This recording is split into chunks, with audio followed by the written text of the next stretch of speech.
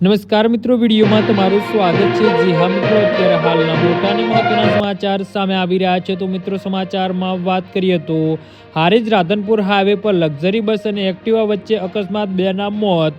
ઉત્તર ગુજરાતના માર્ગ પર ફરી એકવાર લોહીલુહાણ થયા છે। તો હારીજ પાસે આવેલ ITI નજીક એક લક્ઝરી બસ અને એક્ટિવા વચ્ચે ગમખ્વાર અકસ્માત સર્જાયો હતો। આ અકસ્માત એટલો જોરદાર હતો કે એક્ટિવાના ટક્કર માર્યા બાદ લક્ઝરી બસ હાઈવે પર જ પલટી મારી ગઈ હતી। આ દુર્ઘટનામાં એક્ટિવા ચાલક અને બસમાં સવાર એક મુસાફરનું ઘટના સ્થળે જ કમકમાટી ભરી મોત નીપજ્યું હતું।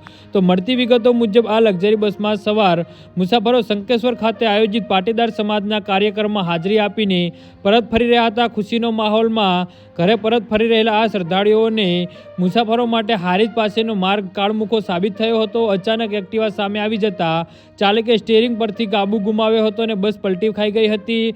અકસ્માતના પગલે ચીસાચીસ મચી ગઈ હતી। બસ પલટી જવાથી તેમાં સવાર અંદાજિત 20 થી 25 જેટલા મુસાફરોને નાની મોટી ઈજાઓ પહોંચી છે। ઘટનાની જાણ થતાં જ આસપાસના લોકો મદદે દોડી આવ્યા હતા અને તાત્કાલિક 108 એમ્બ્યુલન્સની જાણ કરવામાં આવી હતી અને તમામ ઈજાગ્રસ્તોને તાત્કાલિક સારવાર અર્થે નજીકની હોસ્પિટલમાં ખસેડવામાં આવ્યા હતા। જી હા મિત્રો, તો આના વિશે તમારું શું કહેવું છે તો નીચે અમારી કમેન્ટ બોક્સમાં જરૂરથી જણાવજો અને અમારી YouTube ચેનલને સબસ્ક્રાઇબ કરવાની ભૂલતા નહીં। ધન્યવાદ।